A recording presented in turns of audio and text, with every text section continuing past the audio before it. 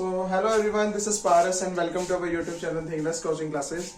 So now we discuss about the topic Ohm's law, which is a very important for the board examination, CBSE, PSCB, ICSE, any other boards. The topic is most important.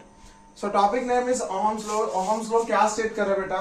At temperature constant, the current flowing through a conductor is directly proportional to the potential difference across its ends. अब Ohm's law क्या state कर रहा है बेटा? कोई भी temperature constant जब हमने रख दिया तो जो कंडक्टर में जितना करंट फ्लो कर रहा होगा वो किसके डायरेक्टली प्रोपोर्शनल आ जाएगा? जितना उसके अंदर पोटेंशियल डिफरेंस अक्रॉस हो रहा होगा. अब according to Ohm's law V is directly proportional to I. So now proportionality का साइन हटाने के लिए हमें क्या यूज करना पड़ता है? Constant term. सो यहां पर हमने यहां पर कांस्टेंट टर्म यूज किया, that is one is R. अब where R is constant of proportionality और resistance. That is the word which is a very important for this chapter. Resistance. That is the resistance. Okay. So यहां से हमें क्या state हो रहा है कि जितना पोटेंशियल डिफरेंस अक्रॉस हो रहा है कंडक्टर में, it is directly proportional to the current flowing through a conductor. So यहां पर बेटा आपको क्या करने की बात है? जैसे हम यहां पर हम R की वैल्यू निकाल सकते हैं, वो क्या निकल जाएगी? V by I.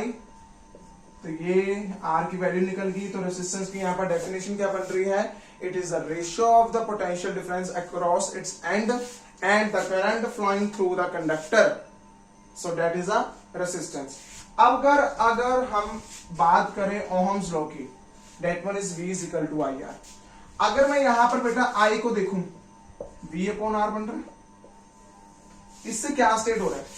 यहां से स्टेट हो रहा है कि I एक तो पोटेंशियल डिफरेंस के क्या आ रहा है? डायरेक्टली प्रोपोर्शनल आ रहा है फ्रॉम दिस रिलेशन. और I रेसिस्टेंस के क्या आ रहा है? Inversely proportional. अब इसका मतलब क्या है? ये कह रहा है जैसे जैसे हमारा पोटेंशियल डिफरेंस बढ़ेगा तो वैसे वैसे हमारा करंट भी बढ़ेगा. फॉर एग्जांपल, अगर हमारा पोटेंशियल डिफरेंस डबल हो जाए तो करंट भी हमारा क्या होगा? डबल होगा. अगर ट्रिपल हो जाए तो ट्रिपल होगा. But in case in the resistance, तो रेसिस्टेंस अगर डबल हो जाती है तो करंट हाफ हो जाएगी. अगर रेसिस्टेंस हाफ हो जाती है तो करंट डबल हो जाएगी. डेट मीन्स रेसिप्रोकल हो चुके, तो तुम यहां से अपना इंडिकेट कर सकते हो. अगर ट्रिपल होगी तो 1/3 हो जाएगी. अगर 4 टाइम इक्वल हो रही है तो ये 1/4 टाइम्स हो जाएगी. तो ये इसका डिफरेंस में आ जाएगा. तो यहां से हमें क्या पता लग रहा है कि करंट पोटेंशियल डिफरेंस के क्या आ रही है? Directly proportional. और रेजिस्टेंस के क्या आ रही है? Inversely proportional. अगर हम बात करते हैं ओहम्स लॉ के ऊपर आ जाते हैं दोबारा. अब हम इसको एक्सपेरिमेंटली प्रूफ करके दिखाएंगे. एक्सपेरिमेंटली प्रूफ करने के लिए हमने क्या लिया? एक सर्किट ड्रॉ कर लिया बेटा.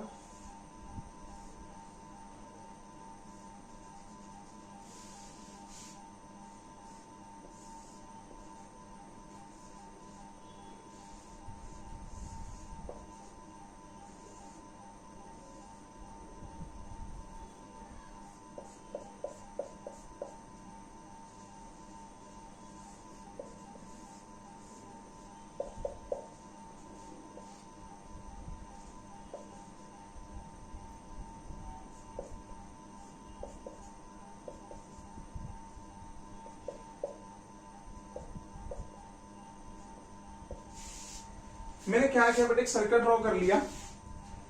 सर्किट में मैंने बैटरी लगा दी, वोल्ट मीटर लगा दिया, एमीमीटर लगा दिया, रेजिस्टेंस लगा दी, स्विच लगा दिया.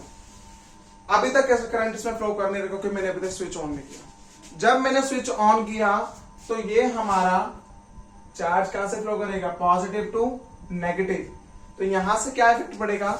जब ये पॉजिटिव टू नेगेटिव गया तो इसमें करंट फ्लो करना स्टार्ट कर दिया. अब एक हमने क्या ले लिया? यहां पर एक रियोस्टेट ले लिया. रियोस्टेट यही ले लेते हैं. यहां पर रियोस्टेट का काम क्या था? रियोस्टेट एक ऐसा हम कह सकते हैं डिवाइस है जो जहां पर हम करंट को कितना हमने वोल्ट मीटर रखना है, कितना करना है, ज्यादा रखना है, कम रखना है, वो कर सकते हैं. तो रेसिस्टर, अब मैंने क्या किया? रियोस्टेट लिया, थोड़ा सा ज्यादा कर दिया.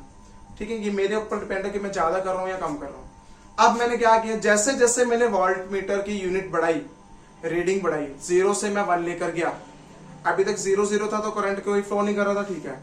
जब मैंने 0 से 1 लेके गया तो करंट के एमामीटर में मेजर करने के लिए उसके अंदर डिफ्लेक्शन होनी स्टार्ट होगी, दैट मीन्स वहां पर करंट फ्लो करना स्टार्ट हो रहा है, तो वो बढ़ा।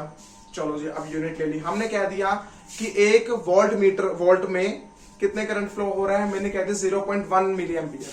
चलो ठीक है, ये भी ठीक है। जब मैंने 1 से 2 किया तो करंट की अब आ गई 0.2, जब मैंने वोल्ट मीटर को 3 में पे किया तो वो आगे 0.3, 4 पे किया तो 0.4, 5 पे किया 0.5। तो इससे क्या हो रहा है, जैसे जैसे मैं पोटेंशियल डिफरेंस इंक्रीज कर रहा हूं तो वैसे वैसे करंट भी मेरा इंक्रीज कर रहा है। अगर इंक्रीज कर रहा है तो मतलब ये क्या होगा, तो एक्सपेरिमेंटली प्रूफ नहीं हो गया कि हमारा V I के क्या आ रहा है, डायरेक्टली प्रोपोर्शनल आ रहा है। अगर ये चीज यूनिट आ रही थी तो मैं ग्राफ भी बना के दिखाऊंगा। जैसे मैंने ग्राफ इसका बनाया, देखो क्या बनेगा, टैबुलर फॉर्म ले ली बेटा मैंने यहाँ पर।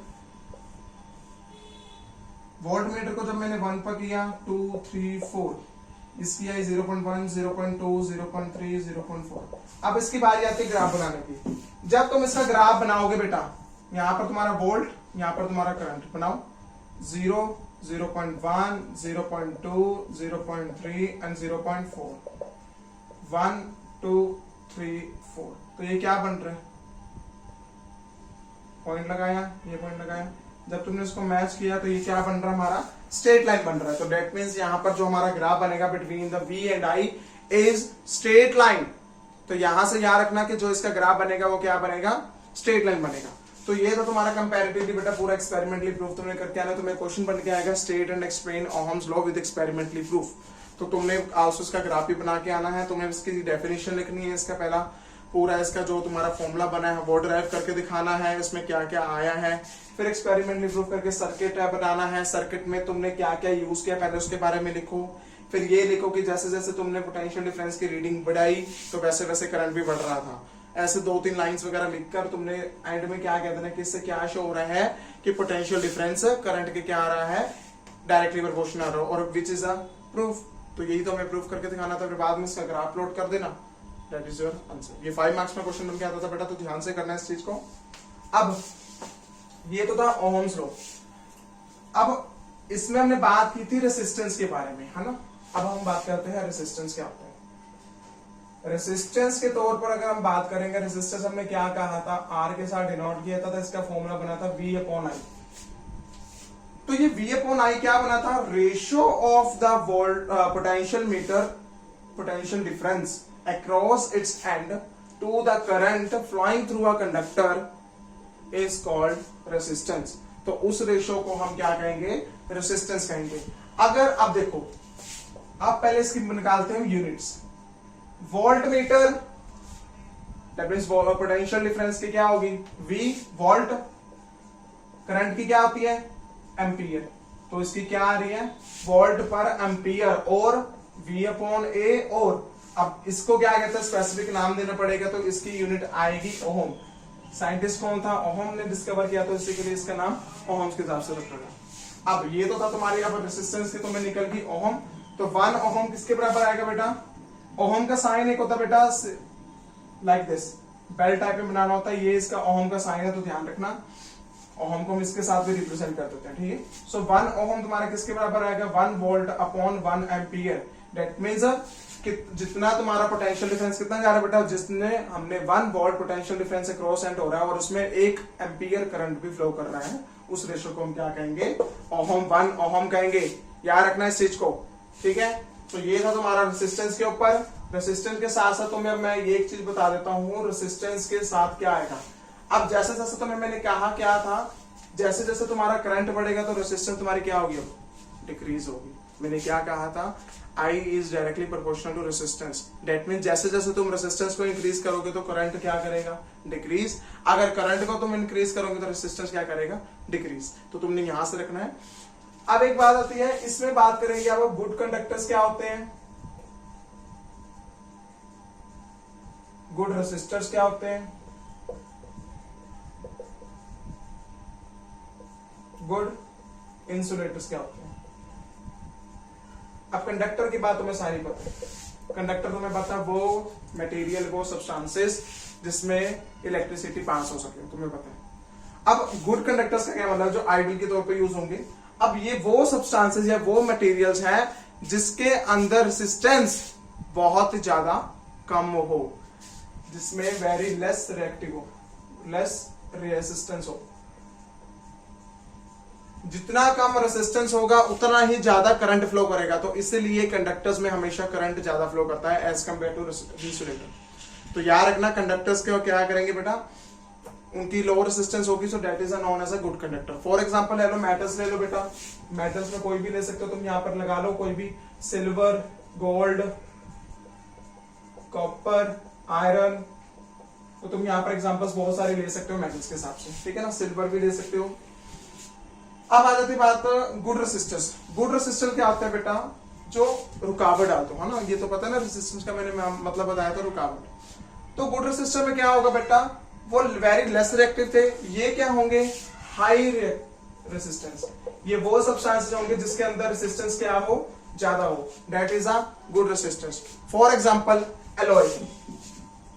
एलॉय क्या होते हैं, that is a homogeneous mixture of two or more then metals. तो यहां पर इसके क्या होगा, जिसके हिसाब से देखा जाए तो एलॉय जैसे कह सकते हैं नाइक्रोम, मैग्नेटाइट। तो यहां तो तुम एग्जांपल ले सकते हो, नाइक्रोम सबसे ज्यादा, नाइक्रोम एक ऐसा एलॉय है बेटा जो सबसे ज्यादा यूज होगा, ठीक है ना, तो इसका यूज बहुत आएगा, तो मैं आगे करवाऊंगा नाइक्रोम के बारे में।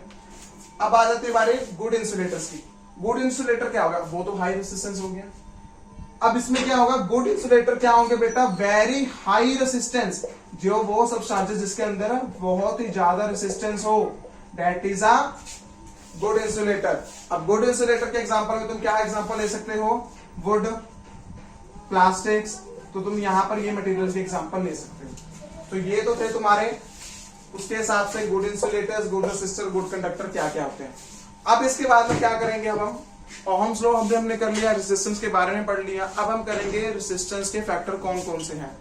अब रेसिस्टेंस के फैक्टर देखे जाए तो क्या हिसाब से कह सकते हैं, टोटली 4 तरह के इसके फैक्टर्स होंगे, फैक्टर्स अफेक्टिंग रेसिस्टेंस। अब रेसिस्टेंस के फैक्टर क्या है जिससे रेसिस्टेंस अफेक्ट हो। First one is length of the wire, ये कंडक्टर कह सकते हो तुम यहां पर। Second one is area of cross section of wire.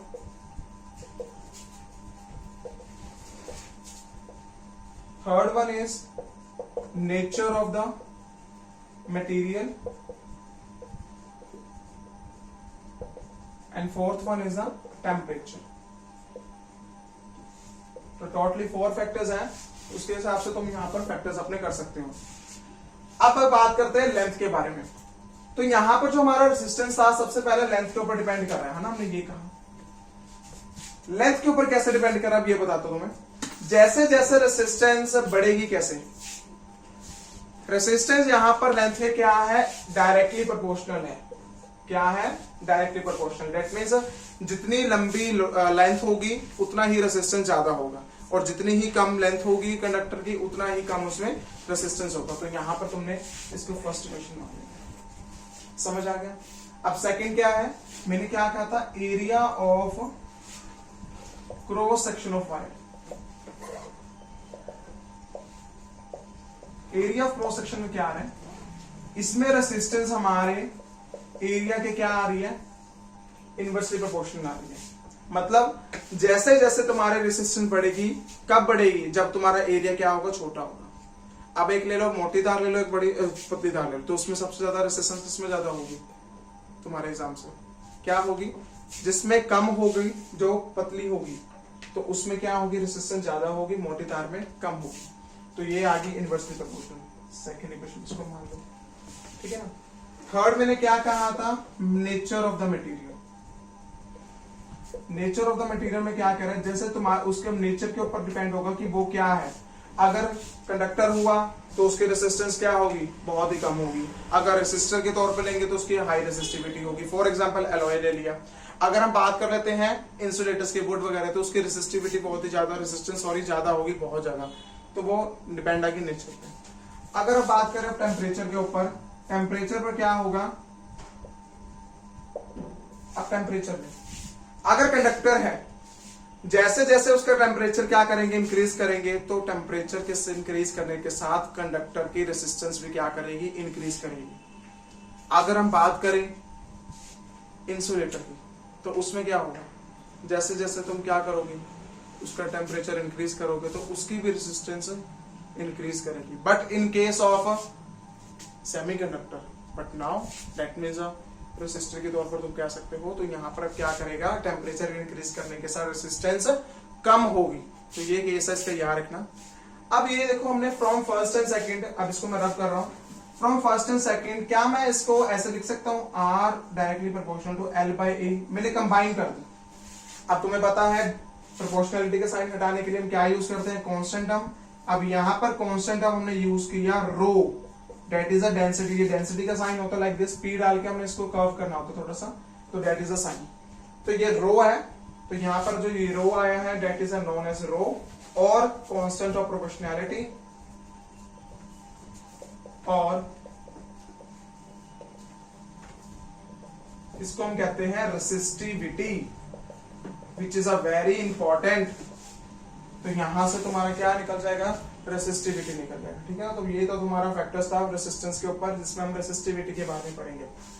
अब जो रेसिस्टिविटी है बेटा, अब इसके बारे में ध्यान से पढ़ना।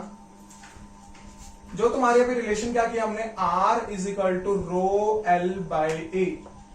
यहां से तुम रो की वैल्यू निकाल लोगे, जो मल्टीप्लाई में है वो डिवाइड में हो जाएंगे, जो डिवाइड में वो मल्टीप्लाई में हो जाएंगे, तो R into A by L. तो ये तुम्हारा ये रो की रेसिस्टिविटी की फॉर्मूला। अब रेसिस्टिविटी रेसिस्टेंस के इक्वल कब होगी, रेसिस्टिविटी रेसिस्टेंस के इक्वल कब होगी, जब अगर हम एरिया कितना लें 1 सेंटीमीटर स्क्वायर और एल कितना ले 1 सेंटीमीटर। अगर इसकी 1 यूनिट लें तो यहां पर अब हमारी रो आर के इक्वल आ सकती है। और याद रखना, just only for numerical value, only numeric value आएगी बेटा, इसकी वैल्यू क्या होगी, सेव नहीं हो पाएगी। अब उसके हिसाब से देखा जाए, देखने की बात करें तो अब न्यूमेरिकल वैल्यू में, अब जो रो की अब यूनिट बनाओ, क्या बनेगी, बनाओ रो का भी फॉर्मूला क्या किया, R into A upon L. R is resistance, resistance की क्या थी, ओम, एरिया की क्या थी, मीटर स्क्वायर, अपॉन एल की क्या होती है, मीटर। तो यहां से एक मीटर के साथ एक मीटर कैंसल, तो तुम्हारे पास क्या रह गया, ओम मीटर। तो यहां पर रो की क्या यूनिट आई है, ओम मीटर। तो रेसिस्टिविटी की क्या आ रही है, डेफिनेटली याद रखना 1 ओम 1 मीटर। तो ये थी तुम्हारा रेसिस्टिविटी।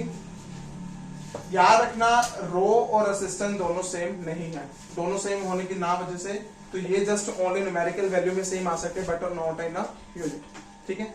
बहुत फर्क है ओम मीटर और ओम में। अब तो ये तो था तुम्हारा ओम के बेस पर तुमने कैसे करना था।